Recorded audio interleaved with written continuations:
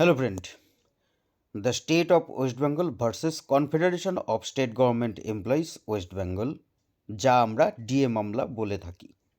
Supreme কোর্টে শুনানি বহুবার তার নির্দিষ্ট দিনক্ষণ তারিখ ঠিক হলেও শুনানি সেভাবে হয়নি।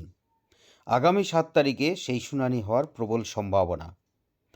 সেই অনুযায়ী যে কজ লিস্ট, সেই কজ লিস্টে কিন্তু পাওয়া গেল হচ্ছে সিরিয়াল নাম্বার। সেই সিরিয়াল নম্বরটি কত? অনারেবল জাস্টিস ঋষিকেশ রায় এবং অনারেবল জাস্টিস SBN ভাট্টি তাদের বেঞ্চে 45 নম্বর সিরিয়ালে এই ডিএ মামলাটি উঠছে। এবার সেই মামলার তাহলে 45 নম্বরে হওয়ার পর তার কি শুনানি হবে? এবার তা নিয়ে অনেকেই প্রশ্ন তুলছেন যে তাহলে এবারও যেহেতু এত শেষের দিকে সিরিয়াল নাম্বার, তাহলে কি সেই শুনানি হওয়ার সম্ভাবনা আছে কি নেই? যদি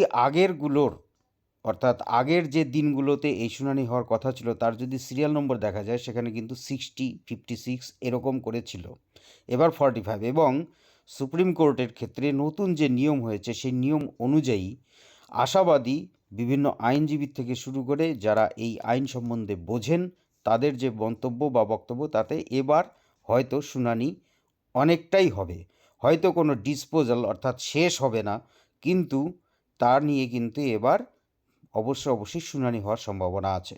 সুতরাং হোপ ফর দ্য বেস্ট। দেখা যাক যে আগামী 7 তারিখে সিরিয়াল নম্বর 45-এ থাকলেও কতটা শুনানি হয় এবং কী তথ্য জানা যায় এবং আদালত কী পর্যবেক্ষণ দেয়। ধন্যবাদ।